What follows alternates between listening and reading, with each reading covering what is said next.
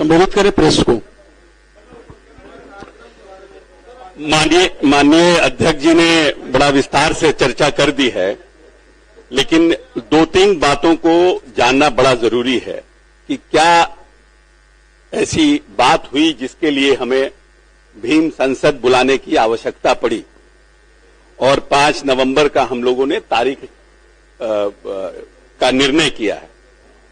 जिस तरह से आरएसएस के जो थॉट प्रोसेस है, माननीय मंत्री जी इस पर विशेष बताएंगे, जिस तरह से आरएसएस की जो थॉट प्रोसेस है उस पर ये भारतीय जनता पार्टी के लोग चल रहे हैं।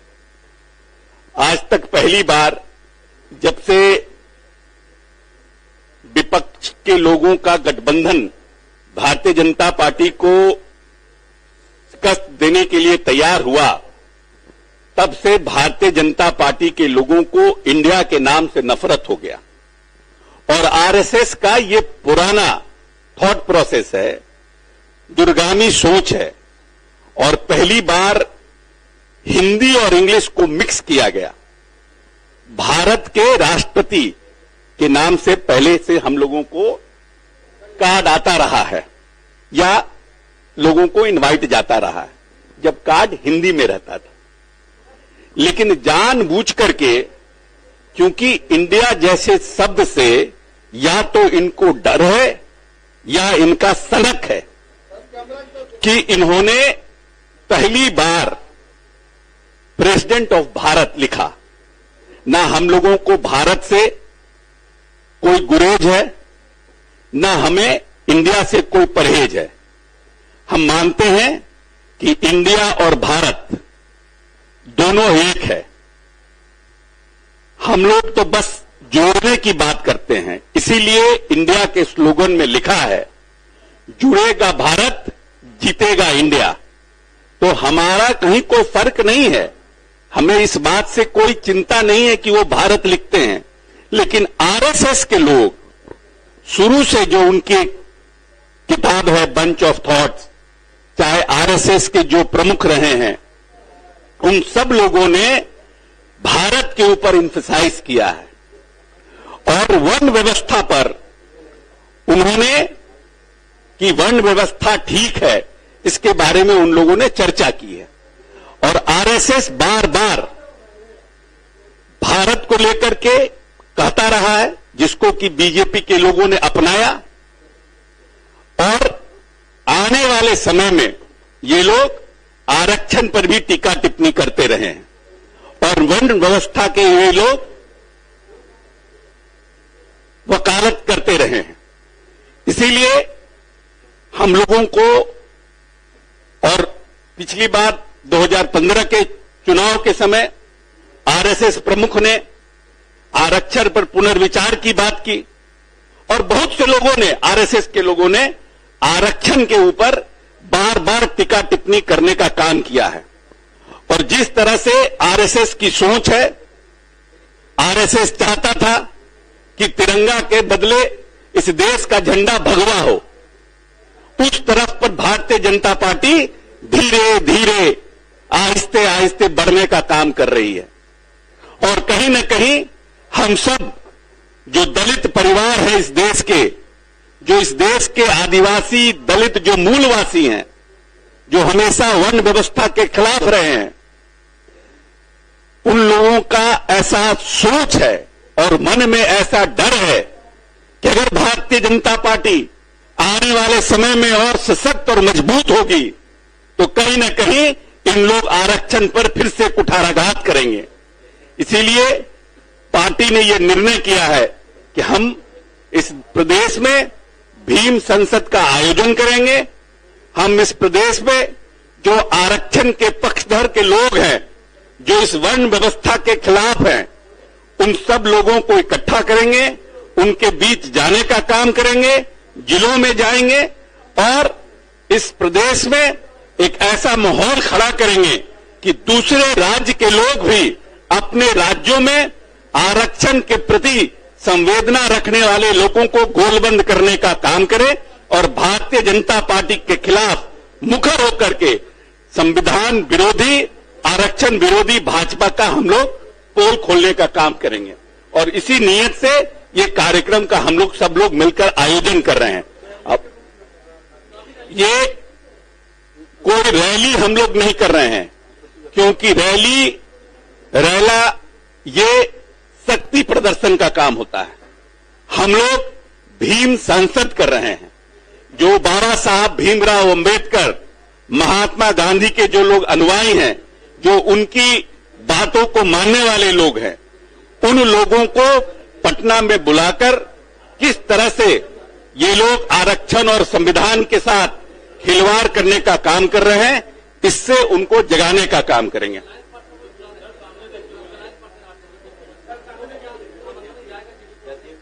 ये हम लोगों के पार्टी का ये निर्णय है और हम लोगों की पार्टी की तरफ से ये हो रहा है। लेकिन अगर हमारे अलायंस पार्टनर उसमें आने का मतलब आने में अगर वो लोग आते हैं तो हम लोगों को उससे खुशी होगी। अगर उन लोग आने की इच्छा रखते हैं, आते हैं, तो हम लोगों को खुशी होगी। लेकिन ये पार्टी का कार्यक्रम है और इस पार्टी के कार्यक्रम में हमारे पार्टी के सभी रैंक एंड फाइल के लोगों को हम लोग इनकॉर्पोरेट करेंगे। हम चाहते हैं कि हमारे मंत्री निराला जी भी अपनी बात को रखें। सुनील जी, आप सभी को हमारा नमस्कार। अब आप लोगों ने माननीय अध्यक्ष जी या माननीय मंत्री जी की बातों को सुना और आप उनकी बातों से बिल्कुल हम पूर्णतः सहमत हैं। अभी जो देश की हालात हैं, निश्चित रूप से आम आदमी भी समझ रहा है, नागरिक भी समझ रहा है कि देश अच्छी स्थिति में नहीं है। संविधान खतरे में है, लोकतंत्र खतरे में है, जो लोकतांत्रिक परंपराएं हैं, जो संवैधानिक संस्थाएं हैं, सभी का दुरुपयोग हो रहा है। और जो मुद्दे होने चाहिए देश में, महंगाई के, बेरोजगारी के, या जो राजनीतिक पार्टी है, विपक्ष की जो अपनी भूमिका है वो होनी चाहिए, इस सब पर बिल्कुल प्रहार हो रहा है भारतीय जनता पार्टी का, विशेषकर केंद्र सरकार का। जो हालात आपने देखे मणिपुर में, हालात जो हरियाणा में देखे, अन्य राज्यों में देखे, उस पर चर्चा नहीं होती है। चर्चा होती है ऐसे मुद्दों पर जिसकी आवश्यकता नहीं है। अभी भारत और इंडिया के बारे में चर्चा हो रही है। आप देखिए संविधान का जो पहला आर्टिकल है, फर्स्ट आर्टिकल, उसमें लिखा है India that is Bharat shall be A union of states. तो दोनों का में समाहित है, उसमें इंडिया भी भारत भी, तो इसमें कोई फर्क करने की आवश्यकता नहीं है। इसको इसकी कोई जरूरत नहीं है और इस मुद्दे को बेवजह उछाला जा रहा है और मीडिया के लोग इसे हवा दे रहे हैं, उसकी भी आवश्यकता नहीं है। और जैसा कि माननीय मंत्री जी ने भी कहा और हमारी जो गोष्ठी हुई, हमारी जो चर्चा हुई आपस में और पार्टी का जो हमें निर्देश मिला, तो हम लोगों को ऐसा महसूस होने लगा कि जब संविधान खतरे में है, आरक्षण खतरे में है, तो निश्चित रूप से हम लोगों को इकट्ठा होना चाहिए। और उस जो कार्यक्रम का हम लोगों ने जो होने वाला है 5 नवंबर को, उसका नाम रखा अंबेडकर संसद, संविधान बचाओ आरक्षण बचाओ। और इसमें जो साथी हम लोगों के साथ जुट पाएंगे वो सभी इसमें आ सकते हैं, आमंत्रित हैं। लेकिन बहुत अच्छे तरीके से इसका प्रचार प्रसार हम लोग करेंगे पूरे राज्य में, सभी जिलों में, सभी पंचायतों में, गांवों में। माननीय मुख्यमंत्री नीतीश कुमार जी ने राजनीतिक तौर पर जिस तरह से त्रिस्तरीय पंचायती राज में समाज के वंचित वर्गों को जगह दी, आर्थिक रूप से जिस तरह से उत्थान किया, सामाजिक रूप से जिस तरह से स्थान दिया, तो निश्चित रूप से उसे पुनः दोहराने की जरूरत है। और इसकी जरूरत इसलिए आ पड़ी है क्योंकि ये सारी जो व्यवस्थाएं हैं वो अभी खतरे में है। और निश्चित रूप से जो इंडिया का गठन हुआ है उसमें समाज के अधिकांश लोग, जागरूक लोग सभी साथ हैं। और निश्चित रूप से आने वाले 2024 के चुनाव में महागठबंधन की बिहार में और इंडिया की जीत होगी, हम आश्वस्त हैं। और इसी से घबरा करके आप देख रहे हैं कि विशेष संसद का सेशन बुलाया गया और जो भी वो कार्रवाई कर रहे हैं केंद्र सरकार या भाजपा की सरकार अन्य प्रदेशों में, वो निश्चित रूप से जो समाज के वंचित वर्ग हैं, गरीब वर्ग हैं, उनके खिलाफ है। और जो संस्थाएं हैं उसका दुरुपयोग हो रहा है। जो लोकतांत्रिक व्यवस्था है उसमें बहुत कमी आ गई है।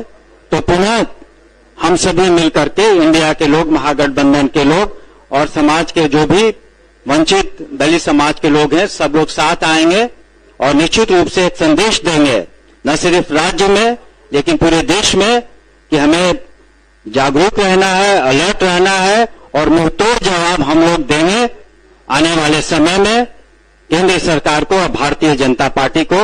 और आप देखेंगे कि इंडिया की जीत होगी, महागठबंधन की जीत होगी और ये जो वर्तमान व्यवस्था है, जो समाज के लिए खतरा है, देश के लिए खतरा है, इसमें निश्चित रूप से बदलाव आएगा।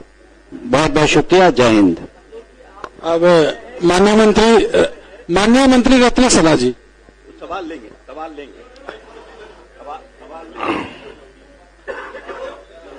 आदरणीय सभी प्रिंट मीडिया के नौजवान साथियों, सबको बहुत बहुत धन्यवाद। आज हम लोग अंबेडकर संवाद के लिए, संसद के लिए एक कार्यक्रम का आयोजन किया, जिसका मुख्य उद्देश्य है देश बचाओ भाजपा भगाओ, आरक्षण बचाओ भाजपा भगाओ। और आजकल भाजपा के लोग ने एक स्लोगन छोड़ा है देश के जनता को भटकाने के लिए, जो इंडिया अंग्रेज का लिख दिया हुआ है और उसमें लिखता है प्रेसिडेंट ऑफ भारत। तो मैं केंद्र सरकार से, आदरणीय प्रधानमंत्री से पूछना चाहता हूं, आप सभी के चैनल के माध्यम से 500 रुपए का जो नोट है या जो भी नोट है उसमें इंडिया लिखा हुआ है। देखिए सब आदमी देखिए, इंडिया लिखा हुआ है। 20 रुपए के जो नोट सिक्का का जारी किया है उसमें इंडिया लिखा हुआ है। 20 रुपए का जो नोट अभी सिक्का का जारी किया है उसमें इंडिया लिखा हुआ है। पैन कार्ड जो है उसमें इंडिया लिखा हुआ है।